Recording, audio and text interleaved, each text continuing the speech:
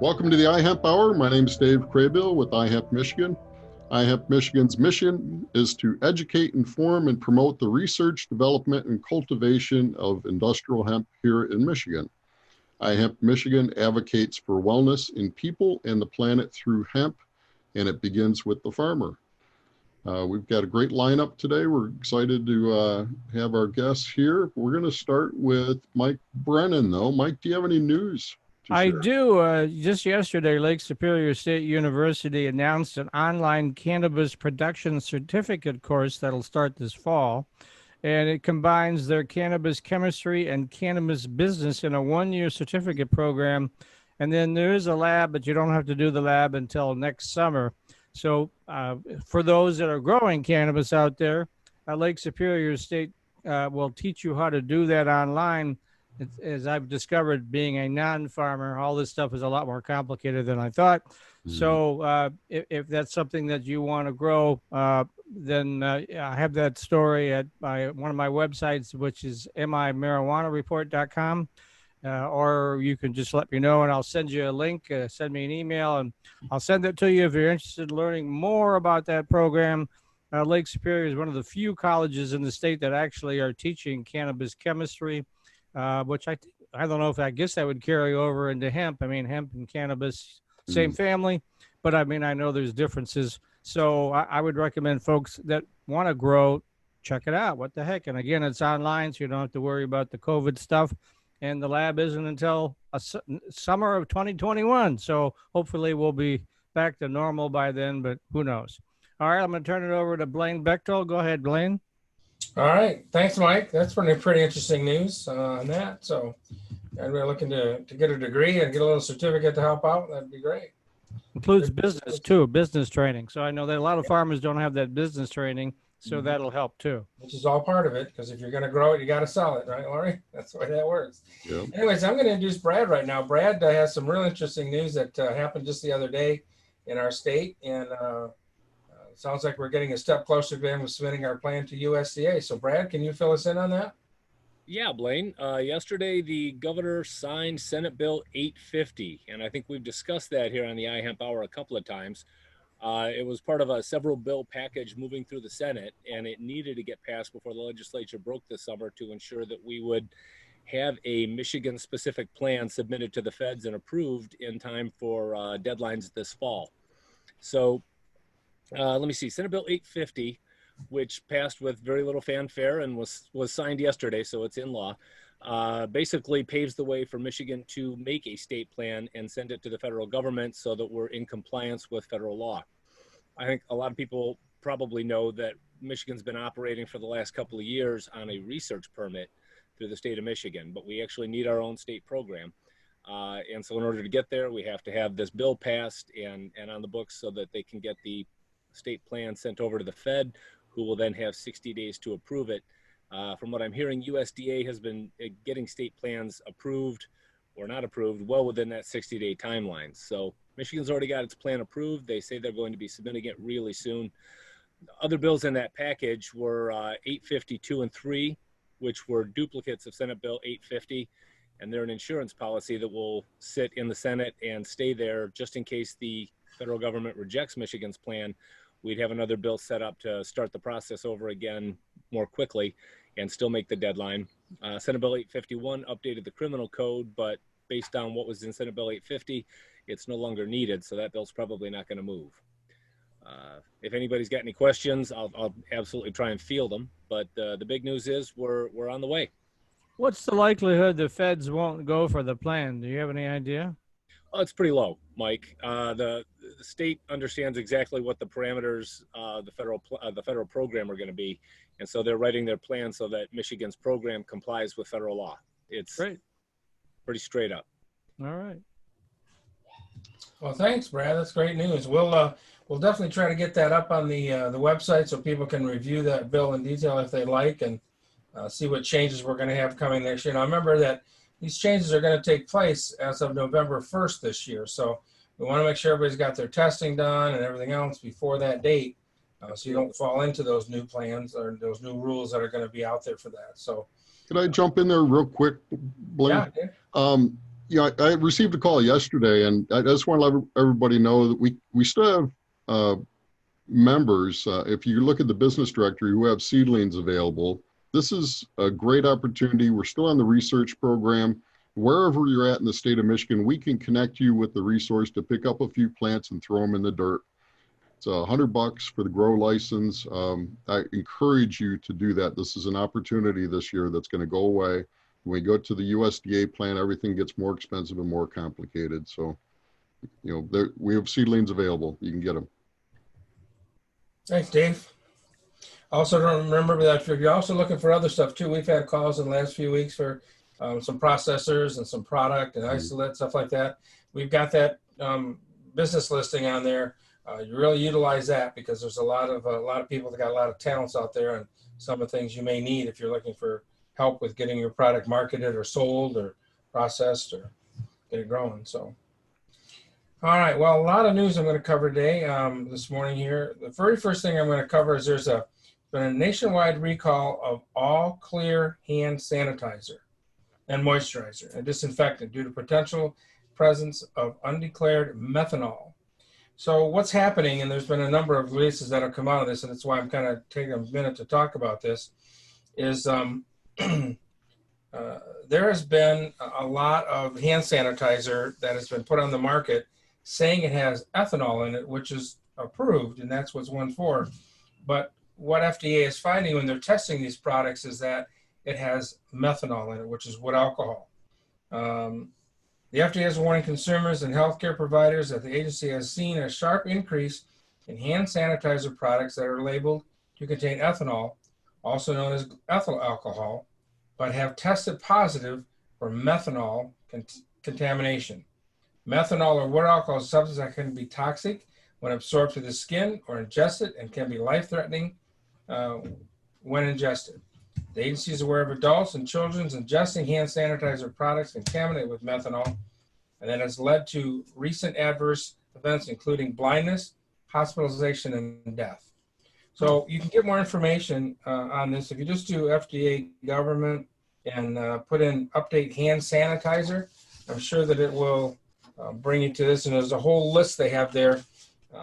And what's interesting is that a lot of this product is coming in from Mexico because that's where the manufacturer is on this. So be careful when you're buying your hand sanitizer. Make sure you're getting it from a kind of a reputable source. And if you want more details, again, you can go to FDA hand sanitizer search, and I'm sure this will come up there. So let me ask you real quick, Blaine. Do you think that the Michigan distilleries and whatnot that have shifted over to sanitizers that will probably be okay?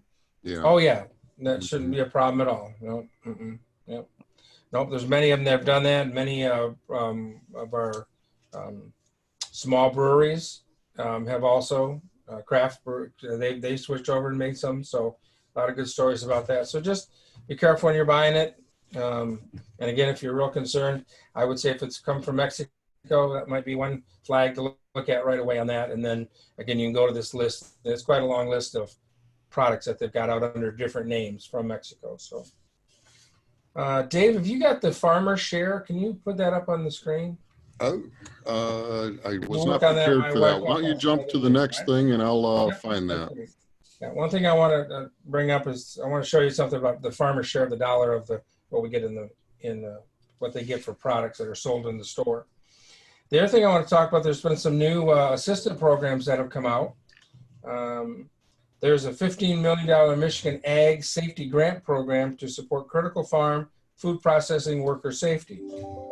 The grant program will target worker safety with funding available to cover testing costs, personal protection equipment, and facility needs to help mitigate risk of COVID-19 exposure and spread. The applications begin on July 15th. This is a first come, first served basis on this one. And Greenstone is going to be administering the application. I did look on their website yesterday and this morning, but I don't see anything yet where I can find an application to fill out for this. But the Michigan, what the grant will provide, you have to be either a farmer or a processor, first of all. It's going to give $10 million in grants will be provided to processors statewide with a minimum grant of $10,000 and a maximum grant of $200,000. $5 million in grants will be made available to farms statewide with a minimum grant of $10,000 and a maximum grant of $50,000. Applicants must be either processor or farmer, but not both. And funds will provide grants of up to $1,000 per employee to fund COVID mitigation costs, including but not limited to testing costs, personal protection equipment, facility needs, increased sanitation costs, employee training, and upgrade safety procedures for farm-provided housing. They'll cover the costs from June 1st through September 15th of this year.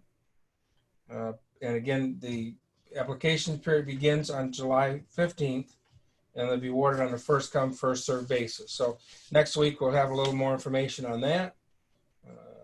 I have your farmer's share up, Lane. Oh yeah, I see that. Thank you.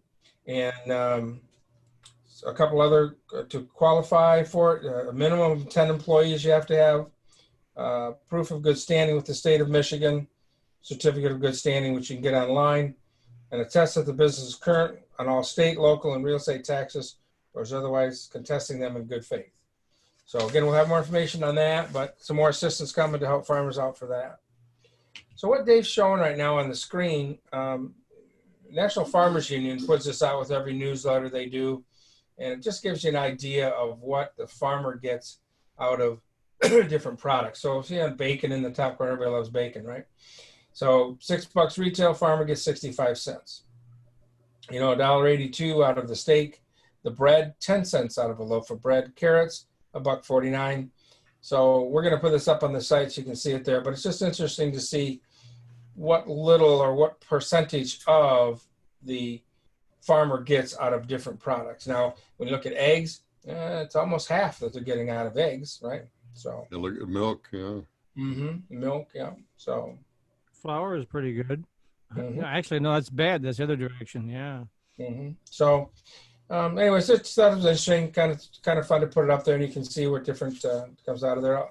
Also, I think it's already gone by now, but another recall. I saw lettuce over there. I was thinking about that. There's a lot of problems there with the fresh start, I think it is, lettuce stuff. Most of them pulled off the shelves by now, but that was a problem we had a little while ago. Also, SBA is resuming the Paycheck Protection Program. Effective July the 6th, which was Monday, the Small Business Administration has resumed accepting Paycheck Protection Program loan applications in response to the Paycheck Protection Program Extension Act. Cleared both chambers of Congress last week, and the president signed it. The application period for loans to August the 8th. A couple other things that it does is it has included extending the loan forgiveness period to include costs incurred over 24 weeks, which it was 8 weeks originally. And to qualify for the loan forgiveness, the threshold amount of loan need to be spent on payroll was reduced from 75 to 60%. Oh, wow. So if you're still in need of assistance there to keep employees going, and because of the COVID, it also established a minimum loan maturity period of 5 years following the application of loan forgiveness instead of the previous 2-year deadline. So again, just some help coming in that area with that. U.S. Hemp Roundtable came out with a report just yesterday, and again, haven't had a chance to review the whole thing, but FDA report to Congress on CBD labeling and adulteration. Basically, to give you the cliff notes on this, U.S. Hemp Roundtable says there's really not much news here. Citing previous testing data and some more recent but limited random sampling, the FDA revealed what they already knew. While more work needs to be done to ensure CBD products consistently meet label claims, the majority of products do not contain unsafe contaminant levels, especially heavy metals. Today's report emphasizes what we have been arguing for years. It's high time for FDA to regulate CBD as a dietary supplement and food additive. One thing that we are working on here is the U.S. Hemp Authority and U.S. Hemp Roundtable have come out with a certification program. And we are working very hard to try to get that program here in the state. And you can go to the U.S. Hemp Authority and you can download some information to understand what they're talking about there. But basically, it's the industry's way of trying to regulate this before heavy-handedness comes down of the government and like the food safety laws and some of that stuff that we have. So anyways, so we're going to be talking more about that. We'll cover that in another show, and we're trying to get the class to be held here so that farmers and processors can get certified and get this U.S. Authority seal. That means at least you're handling some good practices when you're making your products and distributing them. A couple things from U.S. hemp growers. There's going to be an Ag Classic Expo they're going to do August 24th. It's held in partnership with Ag Max. It's a Western Farm Show. U.S. Hemp Grower Association and the Missouri Hemp Association is also putting it on. There's two things for this. There's a virtual event, which begins at 1:30 Central Time, and the in-person event will begin at 4 p.m. So it's just a one-day event down in Missouri. Following that, Farm Journal Field Days, they're going to have a virtual field day going on as well. And that's going to be right after the Ag Classic on the 24th. This is going to run the 25th through the 27th. NOCO has been rescheduled, of course, until March. And there is some recent news that they're going to have a expo in Las Vegas, Nevada. I can print that out. I think it's October 6th and 7th. Yeah, so we'll put more information out about that. But there's going to be an in-person, a real expo in Las Vegas in November. Yeah, it's on the iHemp Hour page. We have a little calendar posted there, and it's on that calendar linked up. Mm-hmm. So, and the other thing that we're going to definitely want to talk about this on the show, we'll get some people here real soon on this topic, but the Hemp Industry Association, the National Industrial Hemp Council entered agreement to push checkoff program to market hemp. They announced today they entered into an agreement to work together to explore the creation of a marketing checkoff program to promote hemp. U.S. checkoff programs seek to promote farm commodities and expand market opportunities for farmers, importers, and industry stakeholders, funded through assessment on the produced commodity at the first point of sale.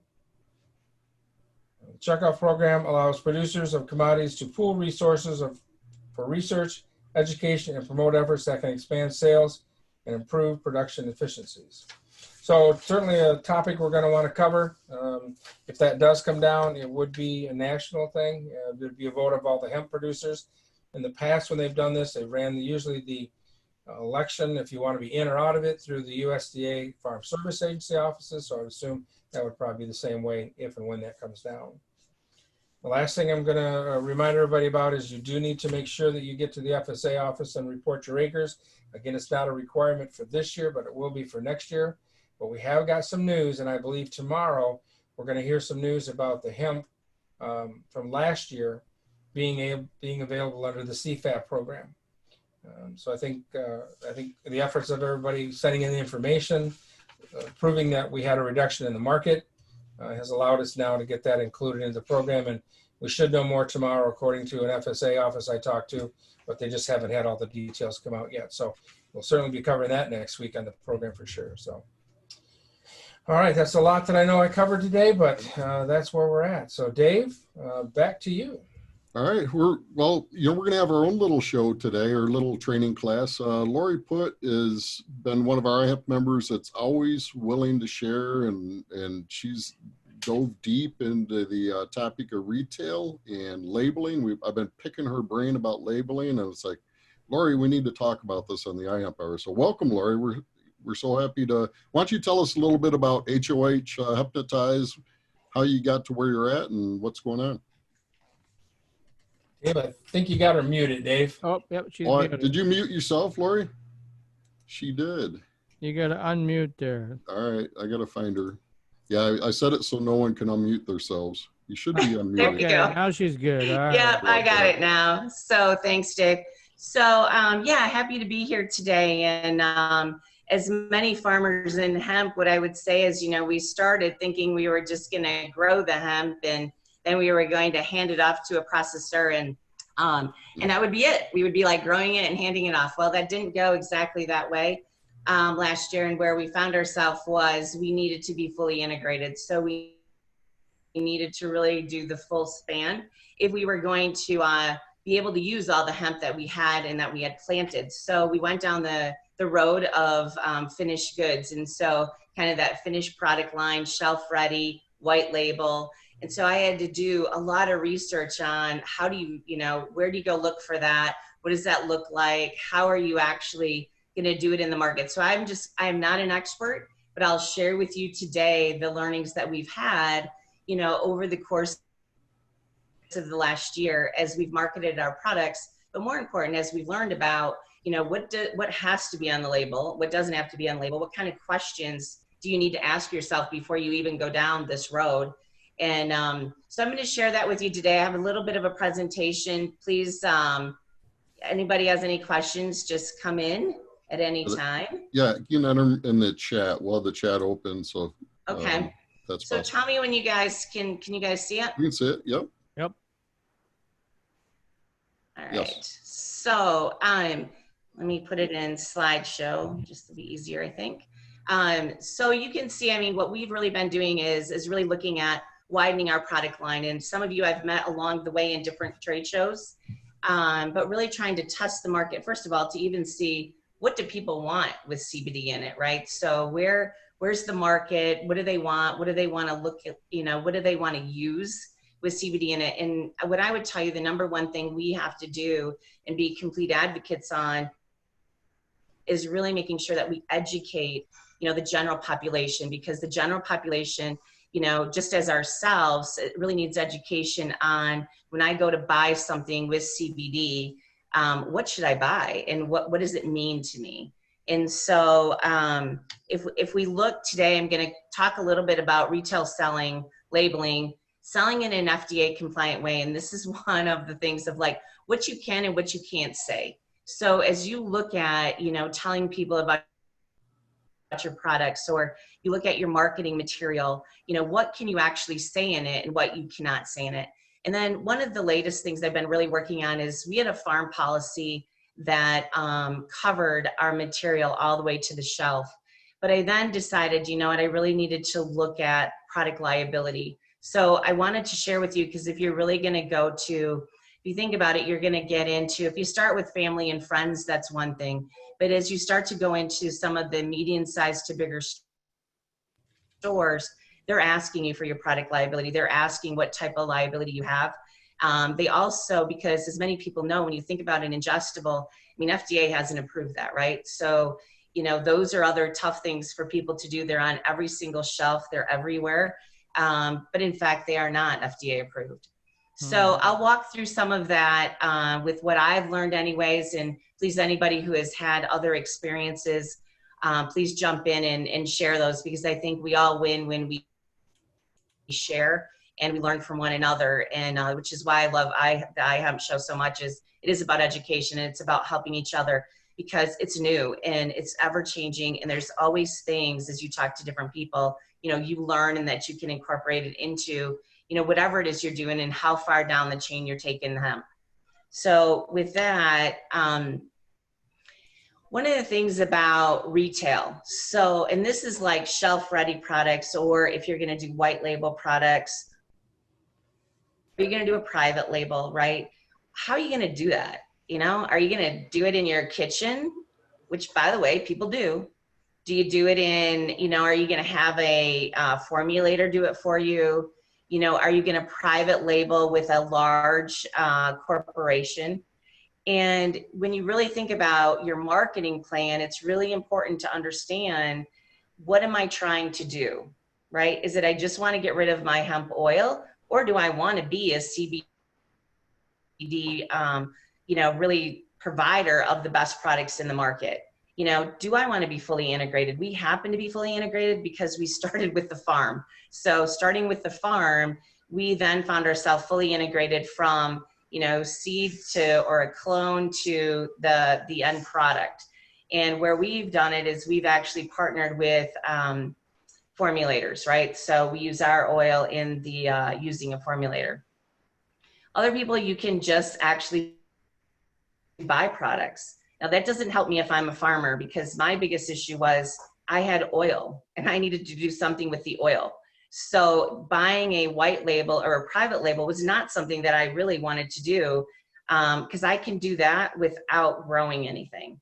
So I don't need to grow hemp to be a white label or a private label of CBD products.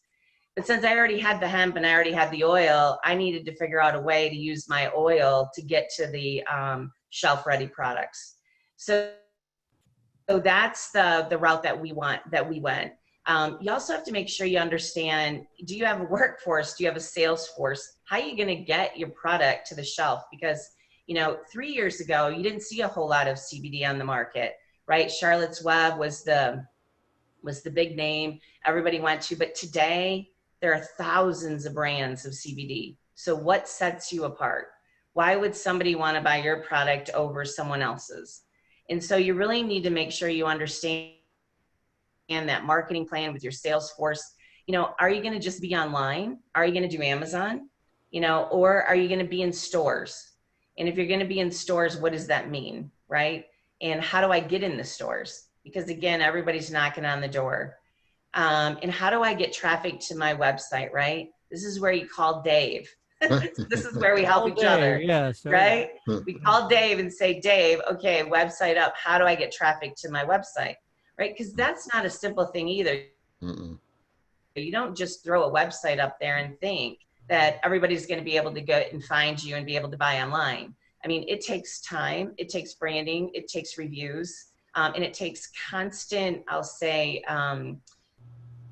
or even daily interaction at your website to be able to have people go there. So really making sure you understand that, because I would tell you in the beginning, we didn't understand that well. And we struggled a little bit. Now it's getting much better. But, videos, right?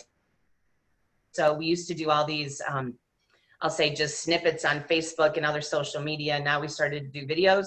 Those are working a lot better. They reach a lot more people and they don't seem to get stopped as much, especially on the social media sites.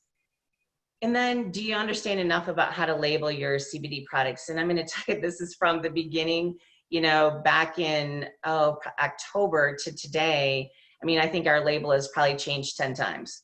And so don't go print 1,000 labels on your first label, because you will have it wrong. And so you have to make sure that you really have everything you need on that label. And it's different depending upon what product you're selling. So whatever product you're selling has a set of requirements for those labels. So make sure that you just do your due diligence. And this goes back up to the very first point that I make, which is, what are you trying to do? Are you trying to just get product on the shelf? Are you trying to get your oil gone into a product? And then, make sure you have a good marketing plan and how you're going to advertise your products. And those are all things that you need to know before you even think about, do I want to be a retail seller of CBD? Because today the market is incredibly competitive and there are so many brands out there, and I would say a lot of junk brands. So you're competing against gas station CBD to high quality CBD, and and the people in the market today don't know the difference. So if they go to a gas station, they think they're going to pick up CBD. They try it, nothing happens. They don't get the benefits out of it. So it actually then inhibits them from wanting to buy it somewhere else at a higher quality. So again, being advocates, all of us talking about the differences of CBD is really important. And when you think about who do I work with, because we also know many of you who have been in the hemp growing side of it, contracts were broken last year. So you thought you had a contract, the contract got broken. You thought you had clones didn't deliver, clones delivered with mites on them, right? We had all kinds of issues around just the growing side of it. It's really not any different than on the retail side of it. You have people who are GMP certified, FDA registered, right? And those are the types of facilities that you want your end product to be made in, especially if you're going into these larger stores, because you want to make sure that you protect yourself, so that, because it's going into people's bodies, right? So you really want to make sure that you have a very good product that is done in a GMP certified facility. FDA registered is a bonus, but it doesn't have to be, but GMP certified is key.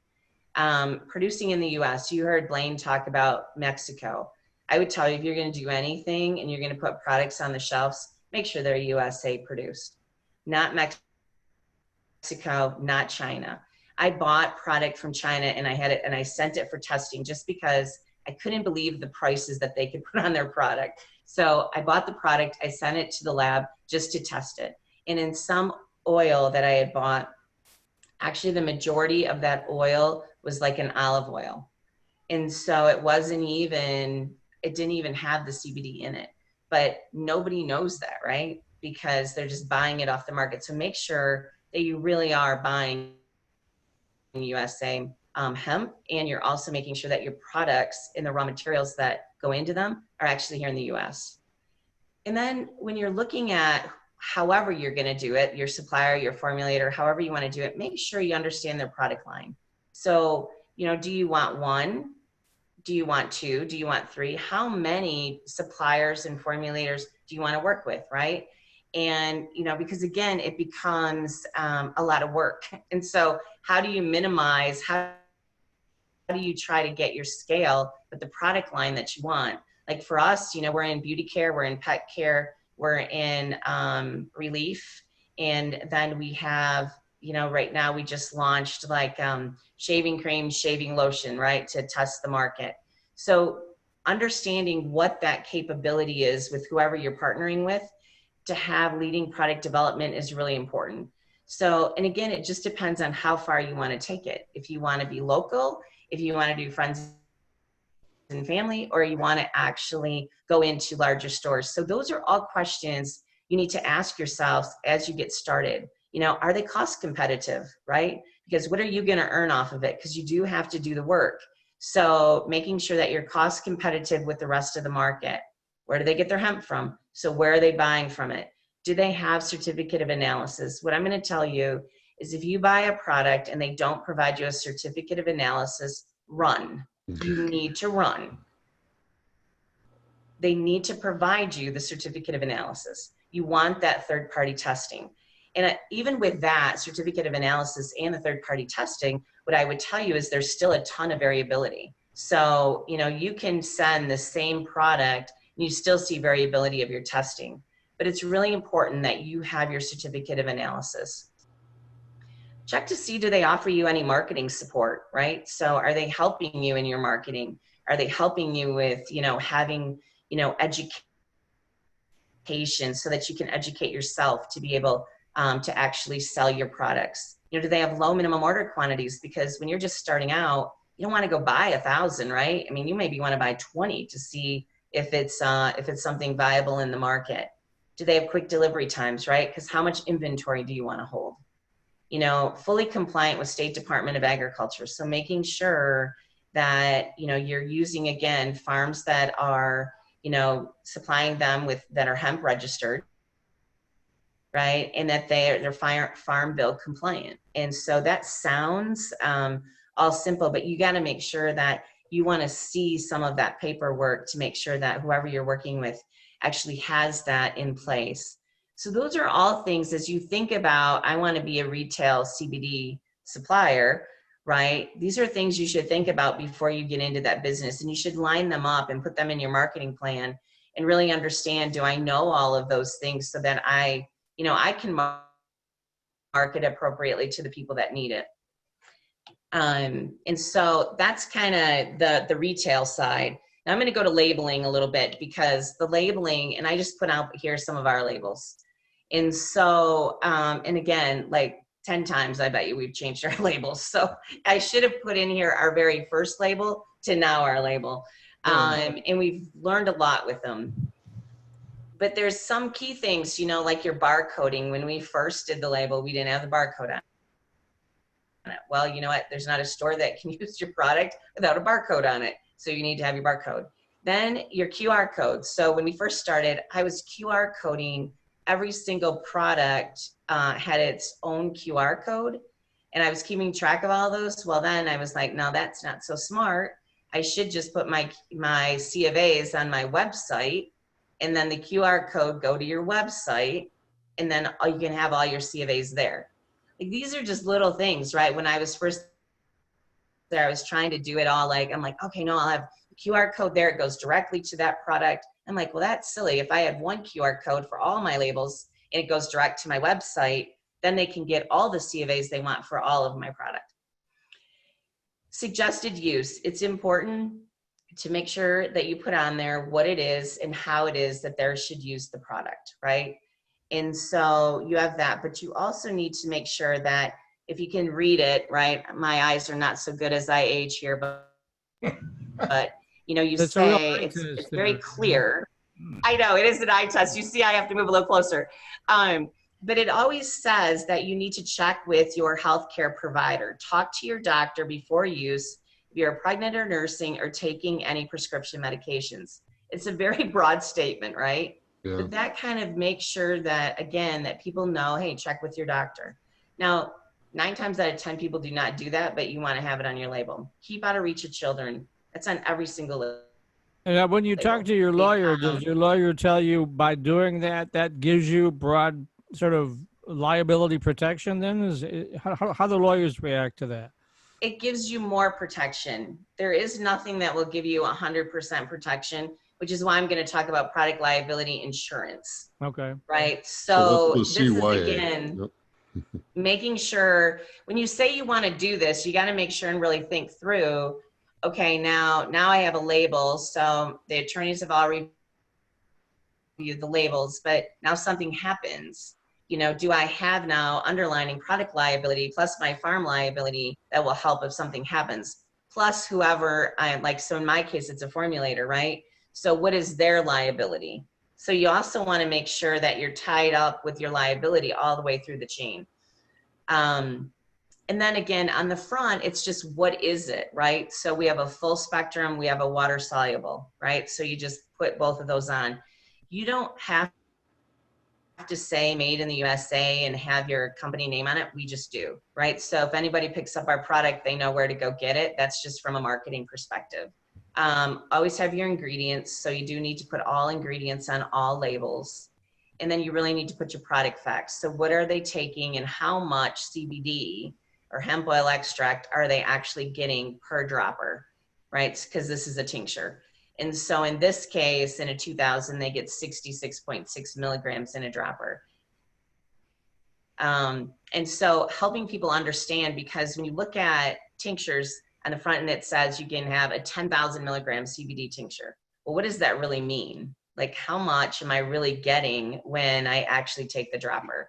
So that's important. And then I always, even you'll see on my broad spectrum, and I'm just still a little nervous of not having it, but I always put contains less than 0.3% THC on there. And in broad spectrum, there is no THC in it. So they actually, in a broad spectrum, they actually isolate out that THC, and it's 0.00%. But because it's such a new, I'll say, market, and you know, our testing has variability on it, I still leave it on even in broad spectrum. So the broad spectrum, again, it just talks about what do you put on that front face, but the rest of it is all the same. And in this case, it's 3,000, and so you put it 100 milligrams. So again, just making sure that you tie together all of that information. And then I put out here gummies, because then we have gummies and liquid capsules, just for, again, to show you, oh, here's another trick, the QR code. So the QR code, if it's not 1 by 1, you cannot scan it on your product, right? So if that QR code is not 1 by 1 on your label, which is very hard to do on a tincture label, you can't actually use your phone to do it. You say 1 inch by 1 inch? Yeah, I was going to say, yeah. What is 1 inch by 1 inch? Okay. 1 inch by 1 inch. But on your gummy here, again, not a candy, because when you look at gummies, kids love to look at gummies, and they think right now they have all these gummies that look like bears, they look like watermelon slices, they look like peach rings, they look like apple slices. And actually my grandson was over, and we had some watermelon and gummies. And he's like, oh, Grandma, can I have one? I'm like, no, absolutely not. Right. And so we just really need to make people understand that, you know, they need to stay out of the reach of children because the gummies look a lot like candy. Again, nutritional facts, your ingredients, your warning, same kind of thing. And then again, how and direction, and making sure that they check with their physician, and it should not be used by anybody under the age of 18. And then your capsules, again, you'll see here the FDA warnings. So the FDA is in the box. And then same kind of thing, your 0.03% THC, your suggested use, all of that pretty much stays consistent, except for the fact when on this one, you'll see we put in the FDA. Let me ask you real quick. Does the dosage that you take vary by body size, body weight, that sort of thing? You know, it does. I mean, effect will be different, right? And so, but we don't have anything like, I'll show you the pet drops, where on the pet drops, we actually have calculated out based on the weight of the pet, what dosage they should take. But I haven't done that yet, or I haven't seen it. And I'm not quite there yet from a human perspective. But like, if you have a 200-pound guy and he comes in and he's going to want a 200 tincture, right? It's probably not going to be as effective for him as a 125-pound woman, right? So your body mass does make some difference, but we have not yet, I have not seen anywhere that we've really been able to equate out body weight to dosage. So usually what I tell people is start lower, make sure everything is good in your system, and then go to your full tincture and take a guide by that. You know your body better than anybody. And everybody's strength is different. So again, when you start to say what is actually in a gummy or a tincture or whatever you're taking inside your body, a lot of people, they can say a lot of things on a label, but you need to go to the C of A and ensure that's what's actually in it. These are rubs. So again, these are a little different. These go on the outside of your body, right? So, but the same type of scan, barcode, putting in there, the ingredients, what's in each of them, same kind of thing. So here you'll see the pet drop one, right? It says view now. I haven't seen that before. What's all that about? We'll go one what more. is it? This one? No, one more back. Yeah, see that view now. What's that about? Oh, so this is just the QR code. So they can actually view it. Yeah, it's to the QR code. So they can actually view that right there with their phone and do it. And we had a lot of problems, Dave, with the 1 inch by 1 inch getting it on these labels, because the labels are small, right? And so you're trying to say, I want the QR code on there, but then honestly, to use your phone, you have to make them that big on your label. So this probably is an entire wrap for the tincture bottle. It is 30 milliliter tincture. Yeah. Yeah, they're full wrap. All of them are full wraps. Okay. And then this is the pet drop. So this is the one that you can see dosage, and you can see under 25 pounds, 25 to 50, 50 to 75, and 75 and over. So this is where we actually, the formulator had done enough testing where we could put the dosage information on the pet drops. And this is a broad spectrum, so it is THC free, which is another kind of interesting. And we just about 2 months brought in our THC free product line.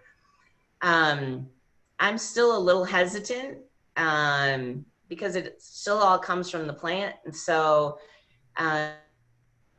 even though I look at all the testing, it all is 0.00%.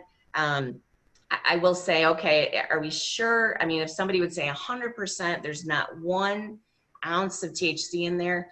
That's quite a statement to make. It's quite a statement. So this is why you'll see for us, we continue to put in there that it has the 0.03 cannabinoid.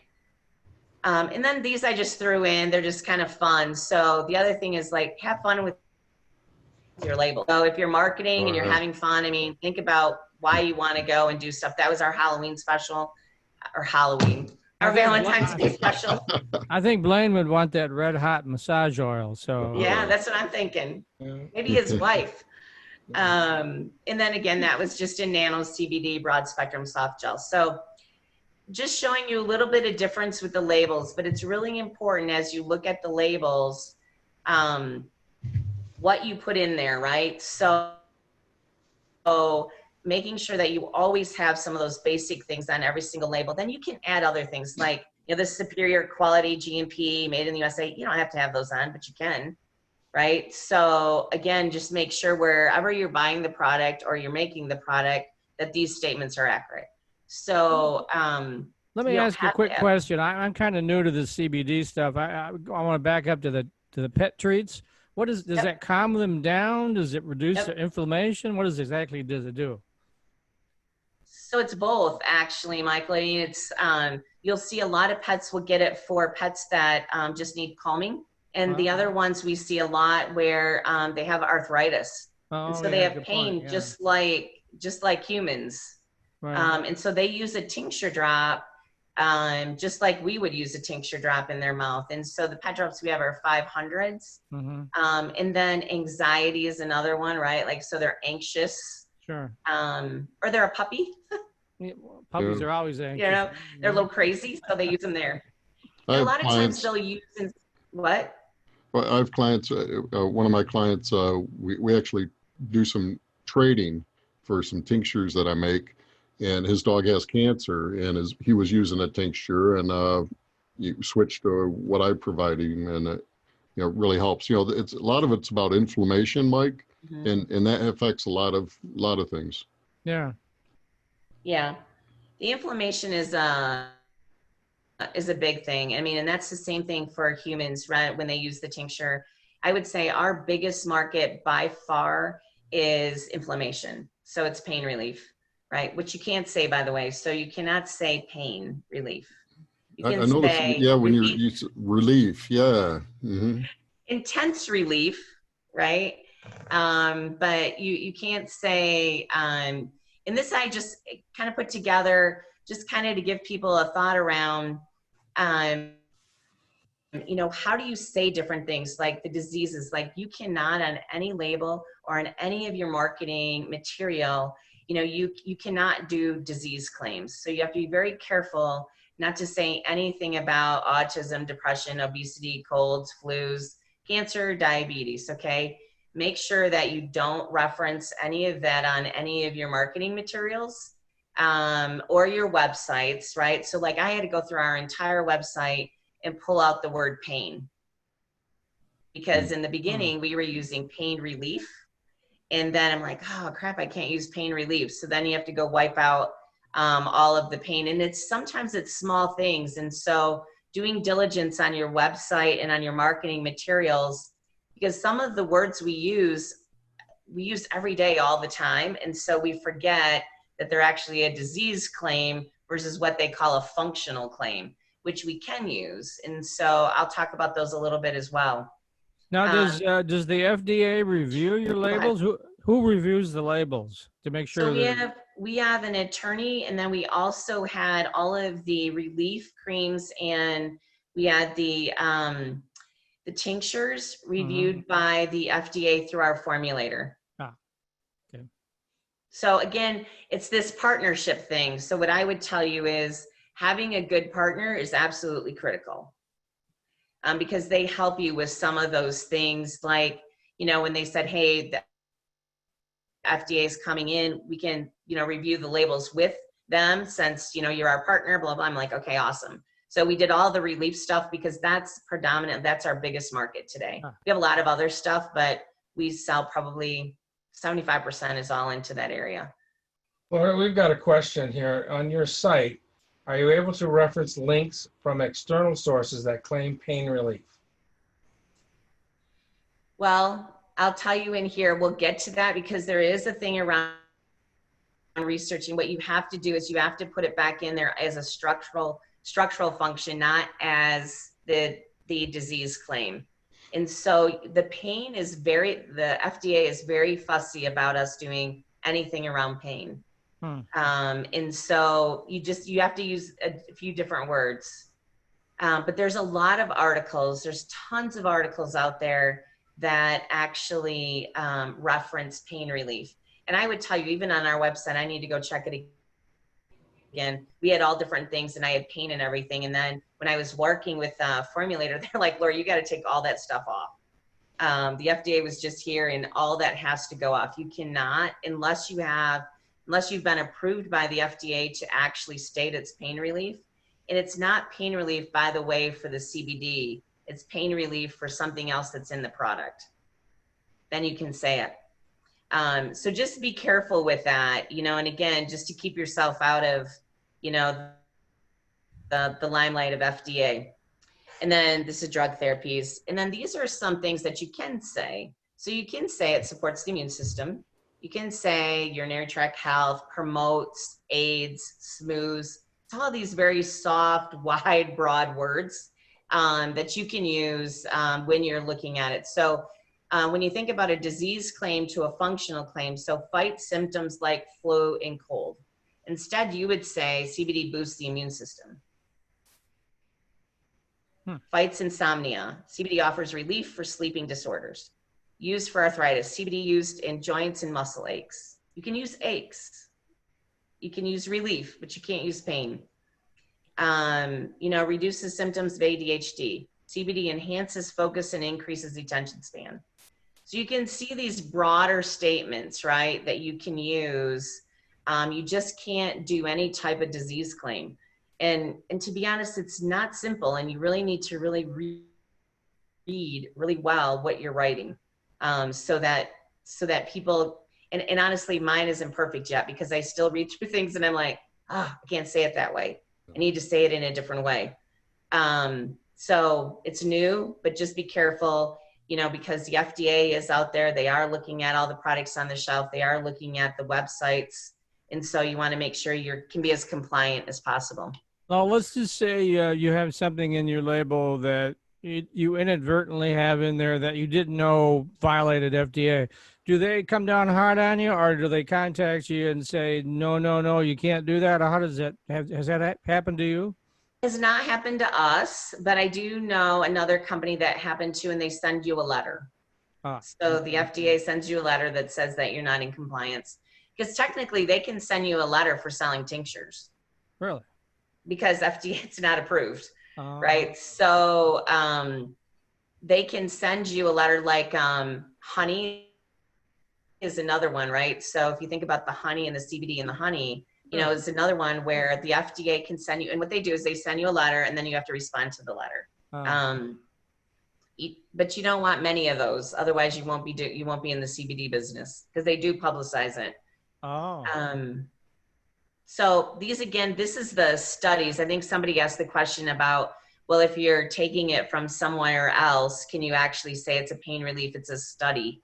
And basically what I was told through our formulator was that you can paraphrase it and you can summarize it, right?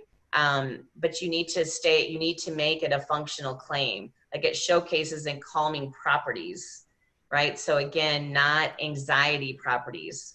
So again, it's just those few words, and they're just those little bitty words, but you got to make sure that you have them right. Cure, treat, heal, correct, prevent, restore, keep them out. Anytime you want to reference any type of antibiotic, antidepressant, anti-inflammatory, you can say, but you have to say aids inflammatory, reduces inflammatory. Pain, instead use discomfort, right? So health symptoms, instead use health concerns. So again, it's this broader space of it. Why is the FDA so hung up on the word pain? Did they explain that to you? Well, because there hasn't been testing enough done by the FDA to actually approve it. Oh, okay. So, and these are just some other words and phrases, right? That you can say, like stimulate, maintain, support, reduce, relieve, response, eases, sore, achy muscles, right? Those are the things that that you want to use. And I know we're coming up on time, so Yeah, we're about 4 minutes out. yeah. So the last thing I want to just say here is, where on all your marketing material, make sure you use the FDA disclaimer. Okay, so any marketing material you have out there, make sure you have the disclaimer at the bottom of it. And then product liability, I'll go through very fast because I'm just new into this, so I can provide, anybody who wants to ask more questions about can reach out to me. But we just started down this track about 3 weeks ago. But these, I just kind of said that, like the first thing they asked me was like, well, Lori, where's your employee handbook? I'm like, well, we don't really have an employee. And they're like, you still need an employee handbook. You still need to have your business plan, your financials, and you need to have your owner's experience. So again, I was like, wow, that was kind of different for product liability. And these are just some coverages that you can get.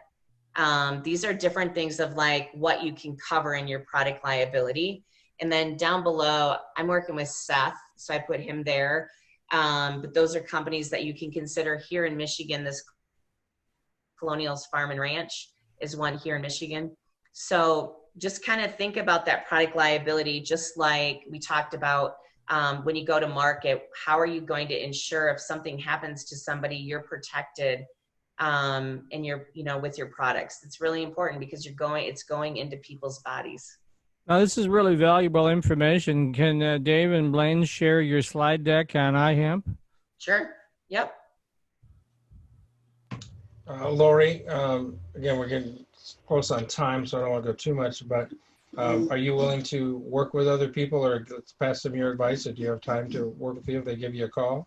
Absolutely. Absolutely. Could you put your contact information in the chat? Whatever you'd like them to contact you on? Yep. If you could stop you sharing, and Okay. Yep, I can. thank you. All right. Let me find the chat. I have a Time lot for of the questions that I'm going to call you about later. Yeah, I'm happy to, and I'm learning every day. So I'm happy to share what I learn. I mean, I always feel like if I can help somebody else not go through my mistakes, that's great. Good karma. Because I'll soon be coming out with the hemp seed oil and the flour and the hemp hearts as soon as I can find a dehulling machine. If anybody knows where there's a dehulling machine around, let me know, will you? I want to make some hemp hearts from the grain that I have. So having a hard time finding one of those without going to China, which I don't want to do. Yeah. Good. Do you have a recipe, Blaine? I do. It's that time of the day, isn't it? Yes, it is. Get to put on my fancy hat. Love my hat. My wife's the writer on that. I can't write that neat, so. Very good. So today we got a real simple one. You know how I am. I like things simple and easy to do. So this is just a vegan hemp queso recipe. And pretty simple ingredients on this one. Half a cup of raw hemp hearts, 1 tablespoon of lemon juice, 1 tablespoon nutritional yeast, 1/4 tablespoon of salt, or to taste if you like that, 1 to 2 tablespoons of water, and a half a cup of salsa. You can adjust the heat of the queso by using mild, medium, or hot salsa, or add diced jalapenos. Directions are pretty simple. You put it all in a high-speed blender and blend it till it's smooth. It's that easy. It's quick and easy, and it also delicious and nutritious. It makes approximately about 1.5 cups or 4 servings, and you serve it with chips or veggies or what you want there. If you and I were Blaine, I don't think it'd be 4 servings though. No, I think it might be a little more. No, Well, it depends on how much beer we wash it down with. That would be the important part as well. Yeah. Lots of cold beer on that one, I think. That's right. And this one, I borrowed this from our friends at Vote Hemp, where I got this one. So, yeah. I want to try that one. Yeah. Yeah. And you can find all these recipes on iHempMichigan.com under the events link. You'll see the iHemp Hour page, and the recipes are linked up there. All right. Any others, Blaine? No. We'll have some next week. We're working on trying to put a little show, kind of a follow-up to this show. The next step of this, I should say, is where you now we're going to try to get U.S. Hemp Authority to come on and talk a little bit about the certification process, about how you all go through that, what it takes to get that seal of approval. At least tells you that you're following good manufacturing practices, audited by a third-party source. So we're going to talk about that. We're going to talk a little bit about how to trace this product all the way from the seed all the way to when it gets on the shelf, which is an important part of this whole thing, is traceability. So we're going to try to cover that in next week's show. And then we're going to try to get into testing, because that's going to be one of the next things we're all going to need to be doing. If the heat stops and the crop grows, we're all going to have to do some testing here pretty soon. So we're going to try to go over some different methods, talk to MDART about the proper procedure to do that. This year, remember, you can submit your own test samples from you pull from the field to the state lab. After November 1st, that's going to change. Somebody else is going to come out and do that. So that's why the big important push to make sure that you've got your samples pulled and your harvest done by November 1st this year. So that's what I got, Dave.